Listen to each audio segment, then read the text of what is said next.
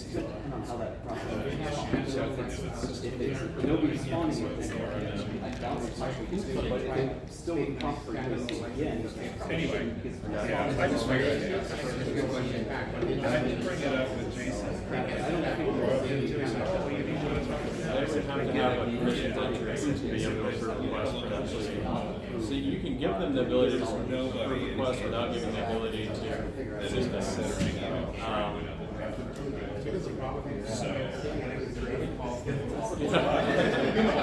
Yes, I do. I mean, there's, it was, yeah. That's very wise and you totally should. A lot of people see this tool and they're like, well, this is so powerful what you're able to do with elevation. And I'm like, we didn't allow you to do anything you couldn't do before. You used to have, you could do it fully through the command line or through backstage.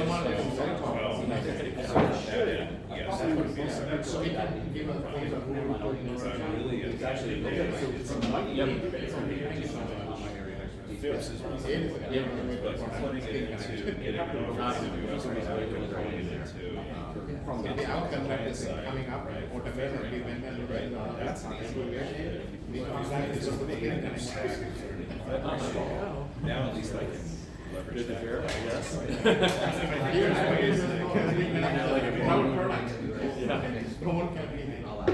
Thank you.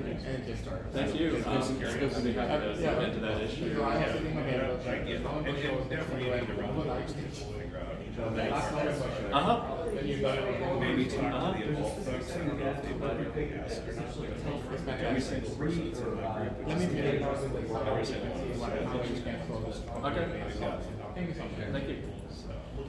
And the other thing is license I did, I'm also licensed all if I needed to go compliant.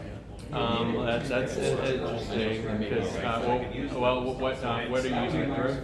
Well, like if we are you using it for automate or we have standalone control and automate. Anyway, it's all good. Do you have standalone file? I just didn't want to do it prematurely. I got it. So So on-prem standard, I don't think we have partial licensing for. I think it's like all or nothing maybe. With our cloud, we now have partial CAM licensing, which works a little funny. It doesn't work funny, but it's you're able to buy it for like half your devices or for. I don't know if I was turning on. Kyle, thank you very much. Yeah, absolutely. Well, totally. You almost have to, your clients always have to understand like what's that new options for. Yeah. Or your support, your help desk people need to be able to explain when the clients. Yeah, and I'll probably reach out to the whole it'd be nice if we could, so that was an option, but yeah, it's all or nothing. Yeah, well, we've had to go through and create, we're licensed like 5 different ways. You have like on-prem automate, cloud automate, you have on-prem screen connect, cloud screen connect, and through CWRMM now, so we only have partial licensing for our cloud. Okay, all right, so maybe will make its way to.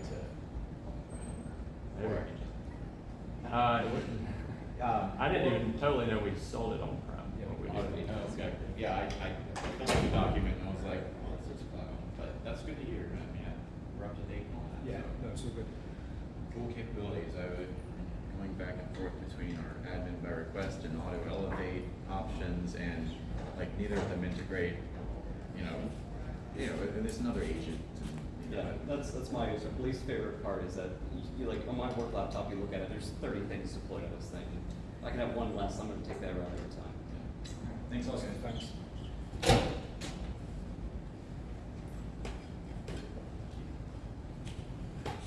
right. What is this? Is that? That's for the next session. Oh, okay. How you doing? Good, how are you? Baby, you're, so what you want a lavalier? You gonna just talk on that? Okay, so we'll have to turn that mic off because it'll give us some problems. Just a podium mic. Oh, yes, sir. And then the only catch on this one, I told the last guy the same thing, is you'll have to stay here. You come down here anywhere, fight Are you getting feedback like crazy? Oh, yeah. So the handhelds don't do that because they're different frequencies, so they're better on that. So if you want a handheld, like, I don't know if you're gonna walk around. Yeah, I kinda like being down around there, so that might change the game around. Yeah, the handhelds don't feed back. Now, they will if you just literally, stick it in the speaker. Oh, yeah. Yeah. But these little things here, those will feed back, you get 5 foot away. But this one, see, microphone check, test. Yeah, you're good. You're very safe. Yeah, you're very, very safe with this. And there's 2 of them. If you, it's the switch on the bottom, used to be up here, it's a little tiny switch there. Turn it on, see it light. All right. It's live. Test. Yeah, very simple. And I'll make sure I turn it up when it's ready to go. Do you have the slide adventure? Yeah, I have one. I was trying that one and it didn't want to work. Let me try to connect it again. These are the older models. We ran out of the new ones, sorry. This is a few years old, and it seems like they're really bringing new laptops in. Yeah, it didn't pick it up. No. Well, if it goes in first, it doesn't do any software. So on the back, there's a little button. Oh, Right there, that you hold down. There it goes. See now. Oh, see. Maybe, we'll go ahead and put it on, we'll see. It didn't see the last guys. It acts like a mouse now, so. No, it's not a mouse. No, it'll only advance it or, go forward, back, or on your slides. Get your, My computer thinks it's a mouse, so it's cut off my touch. So hang on a second. I'll get it going and then we'll, because I'm at. okay, there. Now we can Should work.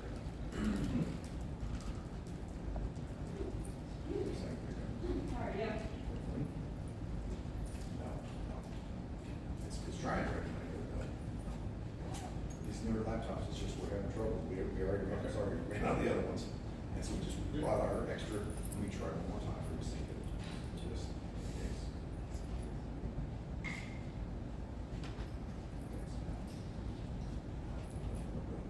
Okay. All right. Yeah, these were just an extra that we tried. And we weren't charging them for them. We just thought, I know people aren't gonna bring their own, and they're like, try it. So I do appreciate, I'm sorry. Do you know if anybody's got one on here? No. Um.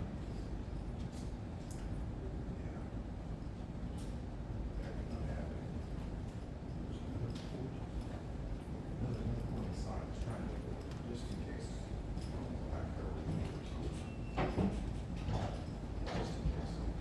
If we haven't used it on the older, also on the laptops.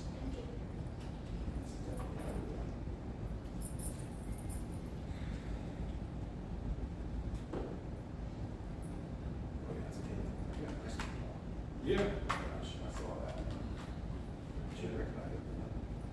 Just being absolutely today. All right. Well, I will see if I can make something up. Yeah. Well, you got a little one though? Hopefully. I have what? You have a little, I got a mouse, so I'm Oh, trying to okay. use the mouse as a. oh, okay. Yeah, but if I move it around, which would be fine as long as I don't. Oh, no, really? Oh, yeah, as long as I don't move the cursor too much. Okay. Shoot. See, there it is.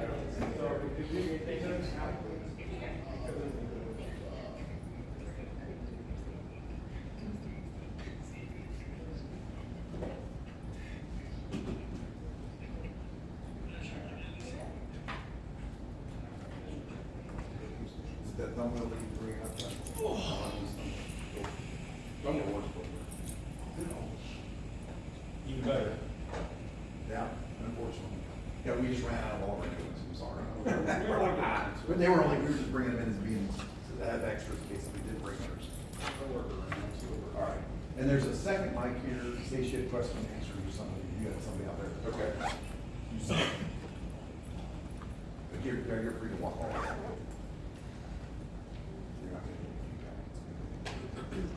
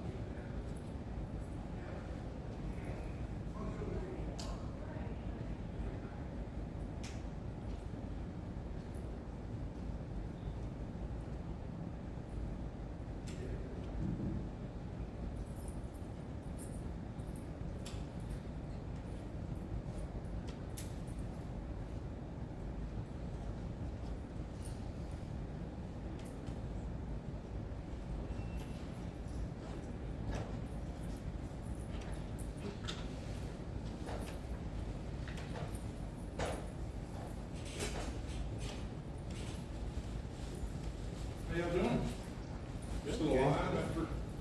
Barely. That's why I'm here early, so I can get a seat for a while again. When I saw what time this was, I was okay. I see what they're doing.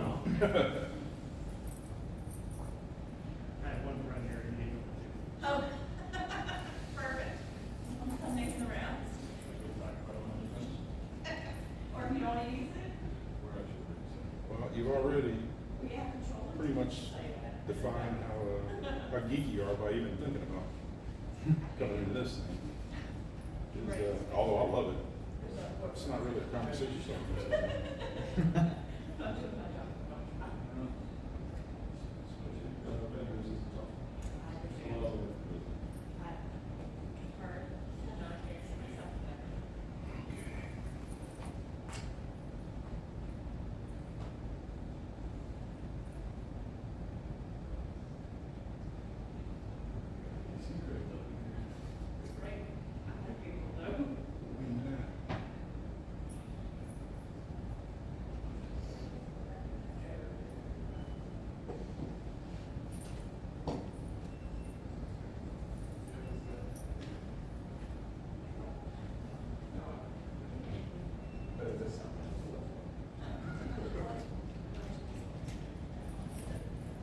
The number of people in here have already exceeded my expectations.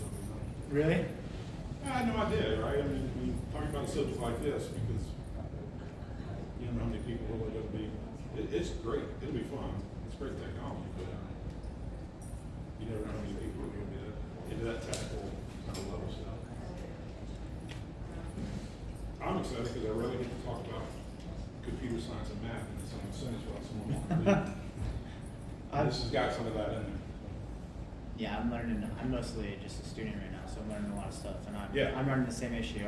It's hard to find people to talk about it with Yeah. because even if they think they know something, it's just like it's Let me it's all spoil it for you. Spanish. Yeah. Let me spoil it for you. For your whole life, it's going to be about 4 that you can continually talk to. And then Actually, I started a wireless ISP about 20 years ago when I was 16. We had like 60 or 50 customers, something like that. My buddy I started it with, he's still like way up in IT, so I at least have him to call. there you go. So that helps. But otherwise, yes, I can relate to what you're saying. Yeah, well, as long as you got one person who knows you're not crazy, Exactly. it all kind of works out. That's what right? it takes too. Yeah, Just, that's you really just what need I a few people. You just need, I don't need everybody to know what I'm doing. I just need one to understand what I'm doing. Yeah, in case I need to shoot something off you or whatever, yeah. Or even just to know that I'm not on my. Exactly, out of my depth. Exactly. I agree. So yeah.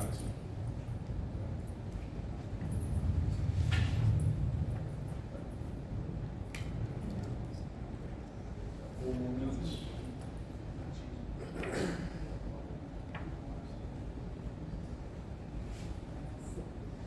Does that look like it's recording, right? Looks like it. Yeah, I think it's red. Pretty center? Yeah. Okay.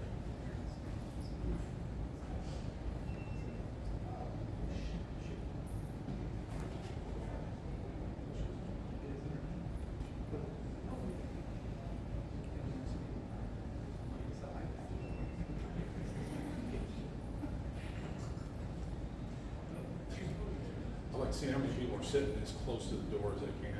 It's always good.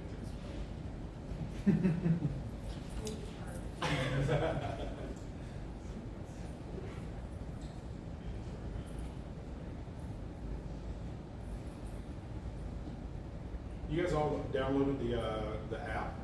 You have your schedule on your phone, that sort of thing? Because there's a survey, there's a survey feature, if you guys have been using it. When you put this on your schedule and go into the event, there's a survey thing. Be sure to use that, if you will. Good or bad, just be honest. Why? I get ready.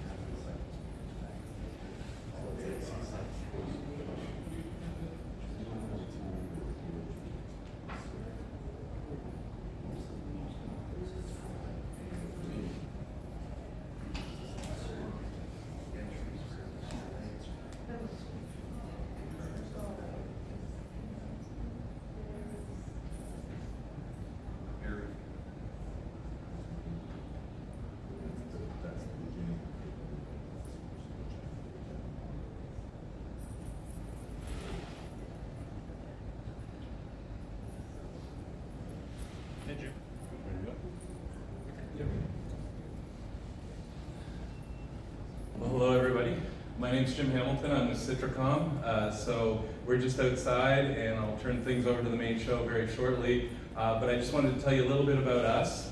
So you may know us from a VoIP product, hosted voice services. But we also offer a software-defined, cloud-based security platform that eliminates firewalls and VPNs, and also helps your clients achieve compliance. Firewalls and VPNs, as I'm sure you're all aware, were built to work with the way networks worked 20 years ago. Today, your users are in the cloud. Today, your applications and data are largely in the cloud, and your partners are in the cloud. And so what we do is we move the edge of your network from where the firewall is up into the cloud. How many people here are familiar with SASE as a model? There's a few, okay, good. For those who aren't, again, we move the IP up into the cloud, and then we allow your clients to connect to their network through a bridge that connects offices into the software-defined network, and then through an agent they can connect to the software-defined network as well. And by doing this, you have the ability to access your network from wherever you are and to have global security applied to you. For those of you who are familiar with SASE, we have an identity-based approach to applying security. So no longer are we talking about MAC addresses and VLANs, we're talking about users and applying security the way that we all work. As well, we are 100% designed to work with an MSP model, and the platform itself was built to deliver a managed service, a premier managed service that helps you achieve 40% higher revenue through our platform. So I'm going to turn things over to Robert, but we're just outside. We'd love to chat with you, or we have a booth in the Solution Pavilion. Please drop by and we can tell you a lot more. So thanks very much.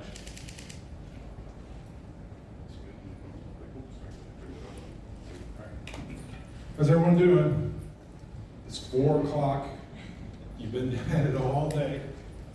So I realized what I was up against, when I got this time slot. So hope you guys will stay with me. My name's Bob Miller. Before we get started, if you got any notes, just write them down. I'll try to answer them after the fact. Got your phones on vibrate, that's the standard deal. And if you don't have the app, please download it, because there's a survey you can give about the discussion afterwards. So I'd like for you to do that if you would. The agenda, we're going to do an introduction, an overview, why does it work, how does it work, system integration, and questions, and before I go too fast. So this is next generation threat hunting with algorithmic genomic databases. Big party opener, if you haven't tried that before. Try that at your next party. My introduction for me. So my name is Bob Miller. I have been working with computers and programming since I was about 18. I'm getting close to 60, so that tells you how long I've been doing it. Software developer, and I started network engineering when Cisco before Cisco, right? When we were doing it without having Cisco equipment to do, all the way back to the ISP days, modems, the whole 9 yards. So writing code for that environment, ecosystem, all the way up. I'm now the COO of Global Data Systems, which is a managed security service provider and a managed service provider. I've worked in the CLEC space, competitive local exchange care, phone company, aerospace, on-demand logistics, MSP and SSP. I've got several patents. One of them is for a satellite safety device. I was the senior vice president of Global Star, where we built a unit called Spot, and it's for if you get in a bind out in the woods somewhere, you click a button and they'll come get you, no matter where you're at. And then I've been involved in about 8 startups. Always doing constant product development and all of those, innovation engineering certification, and been in C-level positions for about 20 years. The reason I'm telling you that is just to give you at least some understanding of my background, so that when I'm evaluating technologies like the one I'm about to talk to you about, I have been around, and I've seen a lot. So, and I love the technology underneath this. And by the way, I have no affiliation with the developers of this technology whatsoever. They're a startup in my state. They had about 15 years of development on a DARPA contract that produced this software that they use for a lot of 3-letter agencies use it. I'm helping them commercialize it in the MSSP space. Hopefully you'll see why as we go. So what is it? What is a genomic database? Well, it's a cybersecurity platform that identifies new malware from their ancestor DNA. So just as you might imagine, all of us, we have ancestors, right? And a lot of our traits come down through our family's tree. Software is no different. 80 to 90% of software that's written, malware especially that's written, is using old code bases and then modifying and extending them to do some new function. In other words, they're creating a variant, right? That's just how it works. It's the same thing for DNA. You know, every time we have a child, we're creating a variant of our ancestral line. Works the same way. I'm going to show you how this can actually work. Because when you're thinking about programming and software development and everything that goes involved in that, it might seem that there's no relationship with that. I hope to have you convinced another way here shortly. So basically the system conducts a really deep static analysis of the software code. It does a couple things. There's programmers that build malware pretty slick, right? They'll do things to obfuscate the code. They'll encrypt it. They'll change it in some ways to make it look different from other things, or they'll compress it. They'll put it in compressed files. They'll try to do some encryption of some type or another. But in every case, in order for an executable to work on a machine, it has to at some point be rendered down into machine language for the machine to execute. We can all agree on that, right? I mean, it's the only way everything works. This is the universal truth of computer science. It's got to get down to machine language before it can do anything, right? So this system will help reverse engineer those and extract the functions and reduce the dimensions of the data, or the dimensions of the malware. When we're talking about data dimensions of a piece of software, all we're really talking about is all of the statements that make up a program don't always do something that's meaningful. You know, sometimes they put filler code in there and other things to obfuscate things. What really matters is what renders down to that machine language and is actually impacting. It's taking a piece of code, a data, it's using an operator, and it's modifying that data. At the core level of a computer, that is all that's going on, quite literally. Now, depending on the operator, it does different things. Depending on what memory address, there are different things going on, right? But in every case, those are dimensions of the data. By going back and reverse engineering and deobfuscating, you're reducing all of the non-useful pieces of code. You're eliminating those out of the equation. It conducts an automated investigation and identify attributes of malicious code by type, family. Everyone here knows that there are things that are called families of malware. There are types of malware, Trojan horses, backdoors, all of those things, right? And in campaign, and what it means by campaign is that at some point when someone launches a malware strand or strain, those are considered campaigns. And then there are variants that come off of that and are used in other campaigns to try and, you guys know this, right? We see waves of these things coming out with certain variants being active and not active at any one given time. Those are campaigns, right? Someone's decided whatever herd instinct that exists in the, you know, in the dark side of the universe. It's almost like they had a clan meeting and says, hey, we should launch this variant this year and try and take advantage of people. So I just envision all these hoodies in a room voting on which one to run next, right? Typically though, because of the way that whole ecosystem works, there are managed service providers on the virus and malware side of the universe, right? They give you the whole ecosystem, they give you the instructions, they give you the packages, they load up the weapons. They're like arms providers to everybody else, right? So that whole ecosystem, at some point, the new flavor of the month comes out and people subscribe to it and do launches, and that's a campaign. But if you keep track of that, then you can look at historical patterns as it relates to campaigns and what malware variants are used in the process. The system provides a risk assessment for which provides an evasiveness and a risk score of the findings for the suspect files. How can it do that? I'm going to show you a little bit. But in the end, what it's doing is it's comparing you to your grandfolks, whoever, if you've got like a black sheep in the family way back, and they used to rob banks, and you're a third generation variant, and you're standing outside a bank, this thing's gonna say, hey, you know what the pattern is? He's about to bust in there and get into something. His grandpa did it, his daddy did it, it's all the way up the line, right? The trend between the time, this is a big deal. So you guys all know that the trend between the amount of time now that a piece of malware gets into a system and then executes or activates, that timeline's starting to shorten.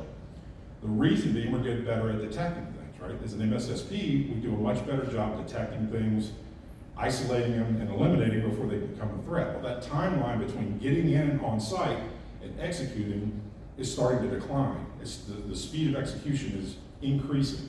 And it's because they know they can't stay and they can't loiter in those systems as long as they used to. That means you got less time. What does that mean? Well, we all know that our malware, all of our malware ecosystem and antivirus ecosystems that exist now works off of known signatures, right? Known behavior patterns. It takes time to get those known behavior patterns identified and then injected into the threat intelligence grid to be used by all of our other tools. So the longer it takes you to get an IOC related to this, to whatever's going on at the time, I can give you an example, SolarWinds. You know, when SolarWinds, anybody here, raise your hand if you heard of SolarWinds. Probably not a good story you heard. But we were in the middle of that. We used SolarWinds, right? And it was days before they gave us an IOC. Even though they sort of knew, kind of knew what was going on, it was days before we got an actual indicator of compromise. We heard about it 3 days before we got the IOC. For 3 days, this code was in our system, and we couldn't figure it out. We didn't have the system at that point. Another reason we were looking for something like this too, by the way. So instead of months now, it's days, right? So, little history, I'm not gonna spend much time on it. Signature-based detection, this is what a lot of our systems use, right? These use signatures by looking at strings and file hashes. Or there's heuristic analysis, which looks for rare instructions. In other words, I call it the tattoo observation. You're looking for a distinctive mark, right? That's kind of a heuristic kind of an observation. Being able to be detected by eye, that's a lot of how some of these things are identified, is they look for suspicious elements like rare code, because somebody's hyper creative and wants to use this, actually is done, use the variant with a very infrequently used instruction of some kind. Or jump code and how it's arranged in a program. That's a heuristic analysis that a lot of our malware antivirus uses. And then behavioral monitoring, because the behavioral is the advanced, everybody knows about the advanced malware detection, right? Well, that's where it starts to look for behavioral changes, configurations, files being touched, certain files in the network being touched any given time. And then there's the smoke test version where you got a sandbox and you throw it in there and you light it off and see what blows up, right? So that's the other way of investigating these things. I call it the smoke test version. But they all still rely on known code or known patterns or behaviors. I mean, at this point, these are all have to have been identified somewhere in the past for you to be able to make use of them. So why does it work? Because family matters. Who your ancestor is matters. Software is made up of procedures and functions. How many programmers are in this room? Anybody written code in this room? Okay, so right? There's functions, there's procedures, that's just how it works, right? Software's made up of those procedures and functions, and they're organized in terms of programs, right? Whether they're in libraries or include files, doesn't matter, same thing. Malware authors are always using reusing code. I just talked about this, 89% of malicious codes reused from a previous variant. And in effect, the use of the ancestor procedures or functions gives you an idea of tactics. When you understand what the historical nature of their ancestor is, you understand a portion of what it is their attack vectors are going to be. Because their ancestors have known attack vectors. Why is that? Because the functions they're using and the procedures they're using, if you can identify a piece of code today who's using the same functions and procedures, it's telling you that from a DNA standpoint, these two are related. And if they're related, then whatever grandpa did, grandson's doing. It's going to be a part of what's going to be occurring in the grandson level. This may hurt a little.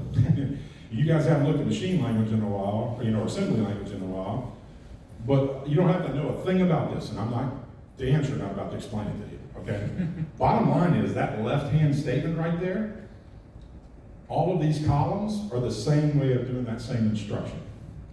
This is what I mean by obfuscation, right? If you want to try and hide your piece of code, one way you could do it is to try and be the right-hand column. Put as much crap in the way as you can, because that's the way hashes work, right? On file level hashes work by looking at everything that's in the code and using those to determine what the hash is. But when you really boil it all down computer science-wise, that left-hand one statement is the same as all this crap over here on the right. They're just jumping memory addresses, hopping around in registers, just, taking a party ride around the machine while they're doing things. So that's the core of the problem. If you can't tell in some automated way that left-hand column is the same as this right-hand column, then you're not going to be able to use DNA as a way to genomics to figure this out.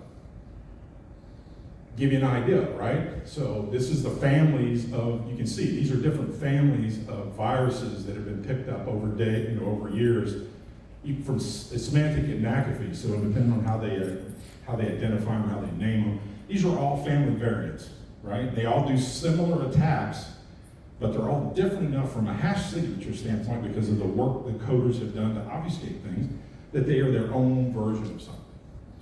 Which means all of these had to be discovered after they were already in the wild doing damage, before they were identified, categorized, and then put as an IOC, as a virus signature. Remember when McAfee used to downloading virus signatures? You know, it used to happen all the time, right? That's what we're talking about. Signatures were just file level hashes of this stuff. And then behavioral got in there later. That was later. Okay, so here we go with some computer science. So how do you try and get those things to where if I write a piece of code, let's say I write a piece of code on a Macintosh or any other program that's run, any other language, C, I could use C, right? There's other languages. Python, Pascal, there's dozens of languages. How am I going to be able to figure out what's going on if I'm able to compare a piece of software actually after it's compiled from one language on one type of environment with another language in another environment? Right? That's the trick, right? How am I going to be able to tell? If you're using Linux and you're using an off-the-shelf C compiler doing your thing, or you're on Windows and you're using Visual Studio and doing your thing, two different operating systems, but you're writing the code so it can be transportable, right? So that code can go over to the other machine and be compiled down and then distributed. How am I going to be able to figure it out? What is it that makes them each unique but the same at the same time? So you have to use some computer science tactics called normalization of semantics code. And all that means is standardizing a consistent interpretation of the meaning and behavior of the code in the programming language. This is all computer science, so when you write a computer language, those of you anybody a computer science major? Yeah, okay, so we used to have, in the day, we used to have to write our own compilers. We had to use Yak and Lex, develop a language, write the program to interpret the language, compile it down to an execute and run it. I mean, I don't know if that was your time, but that was my time. When I went through computer science, we had to actually build compilers, right? We had to define our own languages and build our own languages. Well, when you get to the point of a programming language, the high-level language, I'm referring to higher-level languages, high-level language, when you actually compile those down and bring them down again in machine language, they all look really similar on the same platform. But you need to have a way to be able to standardize the observation between the two. Code needs to adhere to certain, you have to have syntax and semantic control or the program won't work, right? Syntax just means the structure and grammar of the code has to be consistent. Semantics means that your interpretation of the code and how it behaves when it executes are all markers for that particular program when it's compiled and used. Establishing a uniform understanding of the semantics of the code across different platforms, compilers, and programming environments, that's what's necessary. That's what normalization of semantics of code is all about. It looks at the code, breaks that all down, and gets down to that machine level language, and it does one more little operation that makes sure that you can compare a program on this machine to a program on that machine, or a program written from a historic perspective, which parts of that program can actually be used to compare to the new variants of this thing. So here's where we get into a little math. So how do you do that? Well, really all it becomes a substitution problem. When you really get down to machine language, like I told you, when you get down to assembly language, it's an operator affecting a value in one place into another place. That's all it is. That really is all it is. Well, all you really have to do is make equations out of these functions at the machine level language. And when you do that, you can do things like substitution, where you can put in variables. Because who cares which memory address it is? Nobody cares what memory address something's been worked on. We only care that the operations being performed on this piece of data to transform it to this other value, right? At a low level form, that's all we're talking about. Canonical form allows you to find a way to actually make these things look like mathematical equations. And they're not that weird to look at. Don't freak out yet. So in this example, these two programs at the top, fundamentally, they're actually doing the same thing to a certain extent if you look at the values, but the way they're doing them and the execution, the order of execution matters in this case. These things are fundamentally different. If you try to create a hash or try to do an observation based on those two top ones, they're going to look like two different things, right? But as you come to the second line here, now we're starting to substitute things like actual constants with variables, right? We don't really care what the data number is. All we really care about is, hey, I'm taking this place and I'm modifying it to this number using these values to do it. So I'm replacing those things, right? I'm replacing those constants with variables. And then once I do that and I compare the two, you can see they look alike other than they're not in the right order. Well, but once you get into this order, they're actually strings, and you can sort those strings, and you can use those strings, the resultant string patterns, with the substitutions in them. You basically lose a little semantics on it, but now they're the same hash. Those two different programs, fundamentally different programs, are now comparable at a DNA level. So that's really where the magic of this is going in, getting to that machine language level, replacing values, and working them down to an equation, a list of equations that are strings, and then sorting the strings and using those as database values in the DNA database. So all of these little functions, and each one of those lines, right? Each one of those lines is a function, right? And so those functions could be a part of one procedure or multiple procedures. They're called features in this system. So they're features, right? I'm working on this and modifying it to this. And when you group those features, like below in that procedure, it basically creates a bag of features, right? And those things that's just nomenclature for grouping, right? So functions are grouped into procedures are grouped into programs.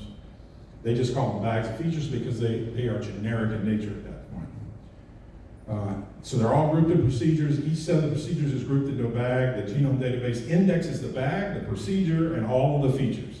So it keeps the relationship of all those things intact. There are roughly about 1.5 million malware and antivirus programs in the genomic database. Going back for 20 years, they've been doing this. And they've got them all categorized in their genomic database in this function, in this way. They've got all the programs, procedures, features, all related to one another in this database. And it represents a normalization structure and function of the program, because you saw that, right? In doing this, we're normalizing this to where we can actually compare, because what they do, at this point, they create a hash for each line, each feature, they create a hash for. So not a file level hash, a feature level hash. That's a hell of a lot more granularity, right? There are over 1 billion features in the genomic database at the feature level, at the operation level, at that very low level of, I'm taking this value in this memory address using this constant and modifying it to this value, right? That's a feature. So all of those things are just like genetic markers for this particular program, or this family or type of program. So it normalizes all of those and puts them in a comparable structure so that you can compare one executable with another once it's reverse engineered and brought down. So how do they calculate the likeness of these two things? Well, each variant's going to be different by definition, or it wouldn't be a variant, right?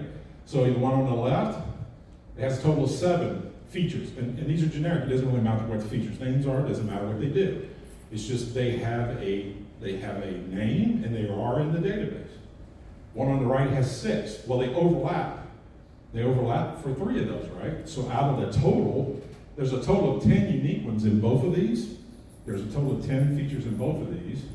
They overlap in 3, with 3 particular features matching up. So that's roughly a 30%, that's a 30% similarity between program A and program B. So oversimplified as hell, but you guys get what I'm talking about. That's how it basically works. It gets all those features in the database, it reverse engineers your executable, brings them all the way down to those bags and features, and then it runs those against the database of all known variants out there across all families and all types. And it's just a very efficient database search at that point, right? Query to say, okay, well, how many of these features does this program have in common with this program? Even though they were written years later, even though they were written on different machines, even though they were written in different languages. You're starting to feel the groove on this thing? That's fundamentally different than anything we're using now. As an MSP, when we have a 0 day, everybody knows what a 0 day is. That's a new variant in the wild. Right now, how many tools do we have for 0 day analysis? Really, to be able to say, hey, this is something I should be paying attention to. We don't really have any. This is the worst nightmare of a SOC, right? When you know you got something in the wild, you know something's malicious, but you can't figure out what the hell it is. Because it's not getting lit up by the threat grid, where our threat feeds aren't identifying it, and our particular malware and antivirus and everything else we got going on is not identifying it. because it's not a known variant. We got nothing. We're standing around looking at each other going, I don't know. So we're observing every packet going across the network, trying to figure out what the hell's going on, right? I don't know. I don't know is not an answer for me. I hate having to tell people I don't know. I hate people telling me they don't know. So that every tool that we got to help us with this situation is an advantage to us, a tactical advantage. So how does it work? It's pretty simple. When we get an executable, we push it into the, and this is unknown cyber, it's in the slides. If you guys, on your app, the slides are in, for this event, are in your app, right? So, and like I said, I don't have any affiliation with them from a business standpoint. We are just doing, we're doing the proof of concept and the first commercialization of the product because I want it in our system, right? So that's what we're doing. But unknowncyber.com, it's in the list, but you can go take a look at it afterwards. So, anytime we see something unknown in our network, if we got an executable that's unknown, we run it through this system. The system attributes that. It goes back and looks and sees if it has, what's its likeness to anything else in the database. And if we get back a low score, we know we don't have to go any further with it. If it comes back with a high score, then we know what we got to pay attention to this, right? So we're able to, now we've automated that function now. So we've automated that entire loop. Files go into that. Anytime we have an unknown file type in our SIM, we bring the executable itself into our DMZ sandbox, put it through this process, get the weighted scores back, evaluate the weighted scores, and then we either raise a case in the SOAR because it goes to that level of need, right? The score's high enough. Or we just notate it in the logs, write a log event, and take it off the table, right? Close the tickets out, automatically take it off the table. Now the other cool thing is when we determine that it is a risky file and a new variant of some type, this system will create a YAR rule for you right off the bat. All we gotta do is, to the API, say, give me the YAR rule for this particular file, and then we can inject that YAR rule back into our sticks and taxi feeds so that the threat grid gets updated automatically. So not only are we detecting things, but we can also push a YAR rule back in. Immediately, all of our antivirus software and everything else that's tied to our particular threat grid is going to light up and make sure that anything in the network doesn't match that IOC, right? Because we're basically creating an IOC at that point and injecting it back into our feeds. Once that's done, we can go to work either mitigating it, getting it out of the network, or letting everybody else in the universe know that we got a variant of some kind. Workflow is pretty simple. We get some kind of a security event related to a file. You know, the event's raised. We have a middleware in ours. We've developed our own middleware, so we're pulling information from all of our systems that are support systems, bringing it in, pulling them in the sandbox, sending it over to unknown cyber, getting back the indicators of compromise as it relates to that file or a YAR rule if it's rates high enough, and then we're injecting that back in and we're qualifying that executable as malicious or non-malicious, benign, and we do that in an automated loop. So our people don't have to go spend all their days looking at those unknown files and file types. You guys know, the problem with a SOC is scale. In order to be able to scale in large-based enterprise, our targeted customer profile is 5 sites or more, 250 employees or more. So we're dealing with enterprises in a large way, right? We do desktop management for 11,000 endpoints. You know, I mean, it's a lot to keep up with. Without automation, we'd have a hard time doing it. So the basic benefits are it's just not susceptible to the deceptions that most people use for trying to hide their malware. It's reliable, it's got attribution, it tells you what the parents of this thing, the ancestors of this thing have to do with it, how they work and how they act. It helps you build enterprise intelligence. The attackers always reuse code. You know, they're always propagating the intelligence about attackers over shared code. It tells you something when you figure that out. And the behavior of that ancestor matters. It highlights the tactics. It helps target the right telemetry in your systems so that you can actually do the investigations in a concentrated way. You're not gonna be able to read this real easy up on the slide, but this is a system diagram, process diagram, and it is how I have integrated this system into our, now we have an automated software inventory system for our MSP. What that means is that we know every piece of software installed on every endpoint in our enterprise. We have its name, version, author, everything categorized in the data warehouse. If somebody in our enterprise goes and installs a piece of software, our systems detect it through our RMM tool, then we go grab the file automatically, put it in the sandbox, run it through this process, It's either benign or it needs to be looked at, and we close that loop automatically. So it doesn't matter who you are in the organization. If you decide to install Visio, and Visio wasn't on your machine before, we're gonna get a ticket about you installing software on your machine. But it'll see that it's benign or it's already in our software whitelist, and we let it go. We don't interrupt anybody, right? But if you install something that we don't have any idea about, we work it through this process, and it scores high enough, we're gonna isolate it, and then we're gonna have a discussion about your use of that file, and what it need, why you have it, why did you install it. It doesn't matter who installs it. If a program installs another piece of software, it's gonna be able to detect that. So I'm just showing that we already have this fully integrated into our enterprise, just as a single enterprise, not necessarily for MSSP. We're going to start doing this as a service, but this works for us already, and it works on top of this technology. So that's the URL. And what time are we at? Where are we at? Okay, all right, cool. So we get questions? Anybody got any questions? I love plenty of time for questions. So is that doing it all in assembly? It reverse engineers it down to machine, down to Because then assembly. that's what can read everything, Yeah. and then. Machine language, right, they just bring it up to assembly language and then you can Okay, yeah. process. Yeah. So, and then the other thing, I haven't used it yet because I don't have ChatGPT subscription, but have you tried have you tried the interpreter on there? Because it'll sandbox automatically and analyze malware as well. Using an interpreter for what part? Well, no, on ChatGPT they have a plugin for it that does analytics, and it'll sandbox malware. Oh, yeah, but what it's doing is just sandboxing. That's It's what all I was known- wondering. that's just Okay, all known that's what I was data. wondering. Okay. Yeah, it doesn't, Same thing. ChatGPT doesn't have, in That's order to what do gets this, you around have to that. have that entire data warehouse of all of these programs Right. broken down all the way down to the feature level. Yeah, And that's then what this is the only one. That's where you had me at first, because I was like, well, they just obfuscate that hash. So I was like, how are you getting around that? But that makes sense. That's cool. Yeah, well, it's the only way this would work, right? Right. You gotta look, this is the trick, and it's kind of the nirvana for computer science.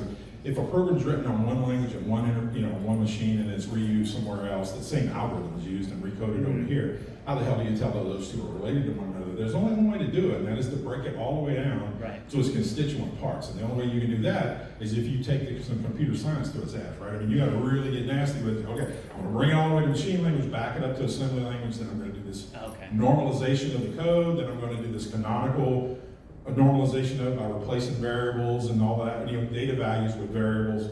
And I'm going to create that string list, I'm going to sort that string list, and now I'm going to categorize that thing. I'm going to compare that entire lump of information to the existing database. Gotcha. And it's comparing feature by feature by feature. Yeah. So not at the procedure level, not at the program level, at the actual function level, and it is looking one for matches for these things across this entire data set.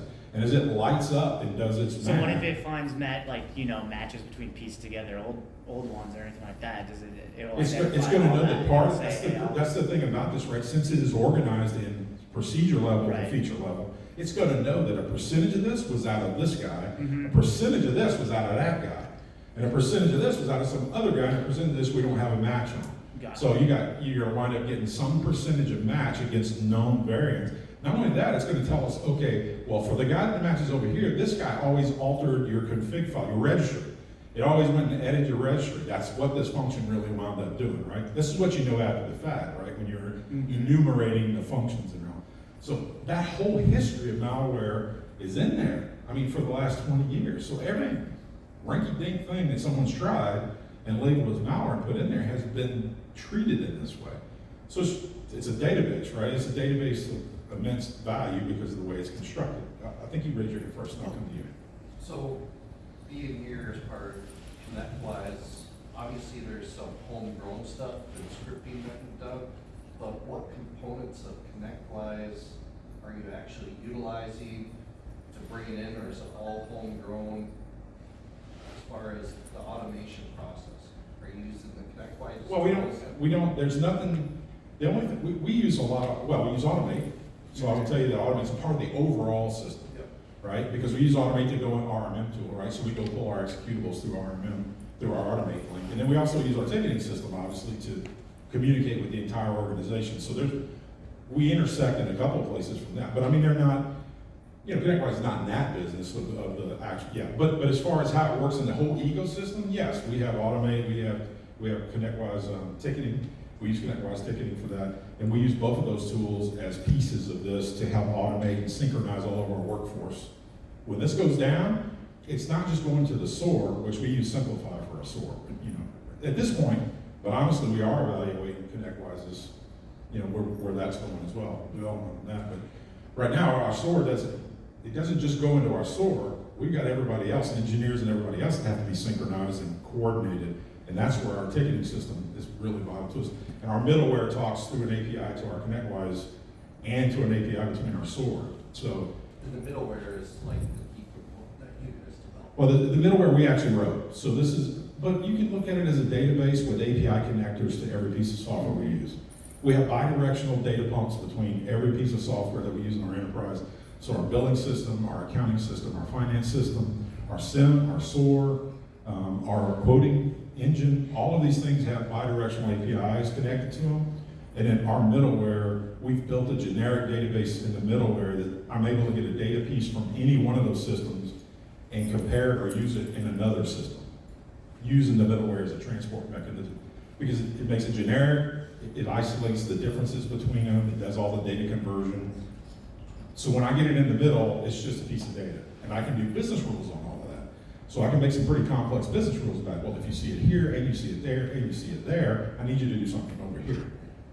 That's the kind of thing we can do with middleware. But that is, the middleware doesn't solve this problem. Middleware helps make this easier to integrate into our overall system. Yeah. So how could this, or is this a good use case for picking out something that's using, say, PS exec? And PS exec to download, which is a legitimate tool, to download a Terra, which they can then be used to, or even PS exec can modify registry keys or go from there. Is this something, could this stop that, or is this Well, a use case? what's going to happen is it's because of the functions that are in that, because it can go and modify things, it's going to be able to be scored. Now, it's probably not going to score high enough because it's not going to have the same types of features of malicious code that has a purpose, right? So general purpose written code has a different profile than somebody who has purpose written code, if that makes sense. So malware is purpose written. They know exactly what they're trying to do and how they're doing it, and not really looking at doing anything else but that. You know what I mean? So everything in that piece of software is really for a purpose, and it's to get a particular task done.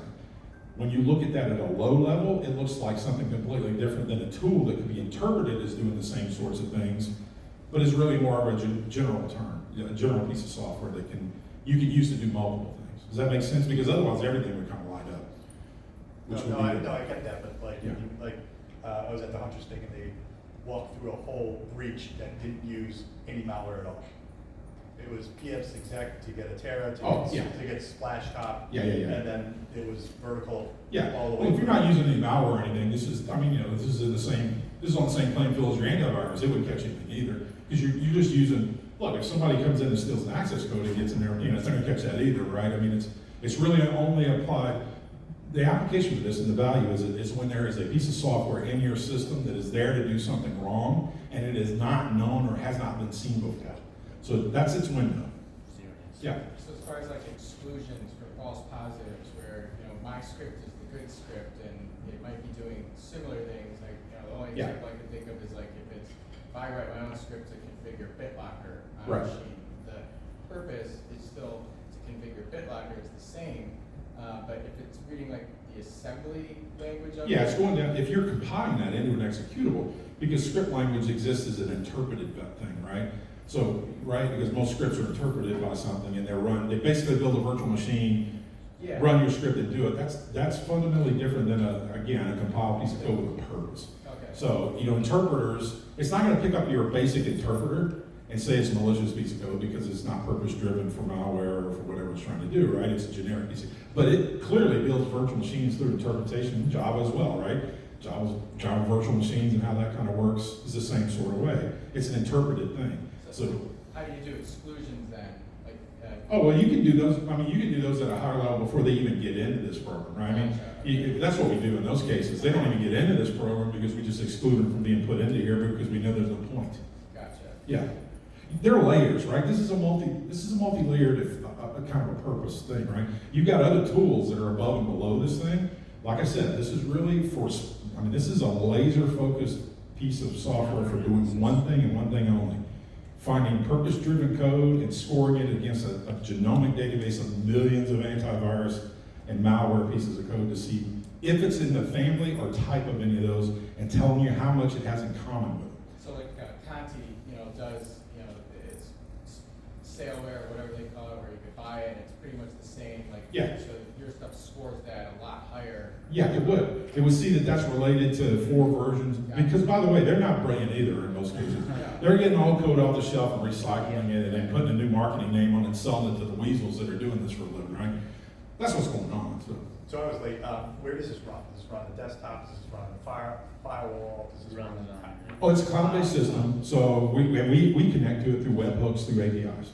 So our system, it's not a piece of, it's not a client you have to install anywhere. It's a cloud-based genomic database with API webhooks that when we see a file, we call the webhook, hand it the executable, or even a zip file. If something's in a zip file and has 10 things in it, we can hand it the zip file.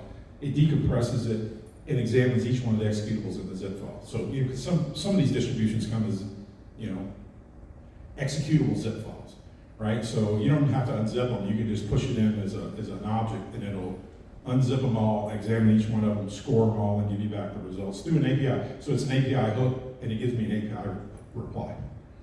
And then we act on the information.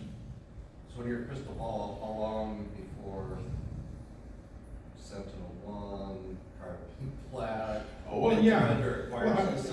You can ask. You can ask any of the antivirus folks that have some sort of antivirus, anti-malware.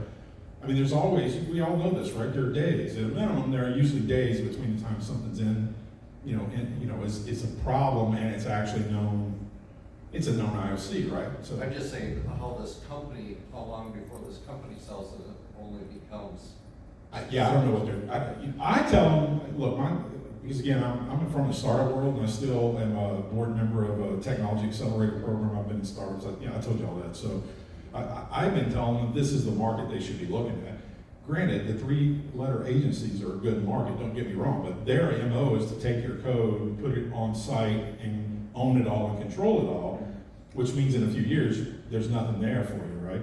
I've been convincing them that there's a different market they should be going at. It should be a addressable, cloud-based service that any of us as MSPs or MSSPs could use in the same way that I'm using it. I'm going to push unknown stuff to you. You're going to tell me whether or not it's bad. You're going to give me a score, and then I'm going to react on that. That's a much bigger addressable market than the Fed, in my opinion. So that's a reason I'm trying to help them. The other reason, we run a SOC, so this is a tool that gives us some, that we feel a lot better about the fact that we can use a tool to actually try and figure out if we got something bad in our network. Like I said, I don't know, it's not a great answer. I can see the value in this, especially with, on-demand, quick responses that are relatively reliable. I am confused with it being like an engaged service, what the pricing model would look like, and what kind of scalability would it be like? Yeah, well, I mean, the nice thing about it is, I'm sorry, I didn't mean to interrupt you. Finish. So, all I can think is it would be either by engagement or by managed clients. Right? Yeah, by query or something. I mean, they got lots of different particular models they could use. They don't have a model, like I said, they built for 3-letter agencies. I'm sort of helping them understand what the market is. We're the only MSP or MSSP that have it integrated in our systems. So now we're starting to get telemetry on how often do we get unknown files, how often do we submit, how often do they hit, and it's in their best interest for us as an ecosystem, MSPs and MSSPs, to be a part of it, because we're the ones that see all the crappy stuff, right? And here's the thing, that database, if it's not known to its database, you need to crowdsource the education of it to a database, right? I mean, the point is it's not going to do you any good if you find something unknown and nobody else knows about it. You get an IOC out of it, but if you really want to you don't get the whole genome broken down so that variants that come later can be detected, right? So them engaging us as an ecosystem allows them to crowdsource the updating of their database, keeping it new and updated with variants. That's important. Now, they have lots of contacts to do that, but it would be better if all of us as MSPs and MSSPs were querying this thing and asking, is this junk or not, right? I'd love to see this as part of like Huntress, where it's kind of a greater building of a database. Yeah. You know, where you don't, something's unknown, you don't have to have a stock analyst. Yes, yeah. Look at it. Yeah, well, that's the whole point, Yeah. is to try and narrow down the amount, because look, we know this, all of us in this room know, we're never gonna scale this on a human basis. We're never gonna have enough security analysts, we're never gonna have enough network engineers. That's a problem that's well beyond the scope of us to be able to populate at this point. So these are the only types of tools that will give us a chance. I think I'm out of time. All right. I appreciate it. Thanks, everyone. Good talk. Thank you. Thank you. Yeah.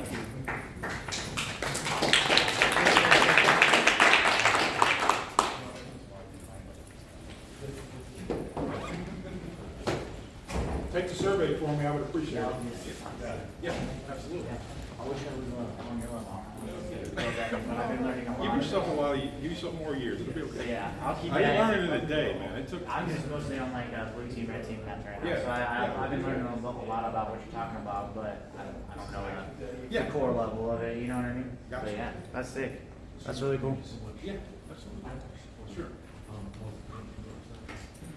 Well, it's not my website, but the company's website.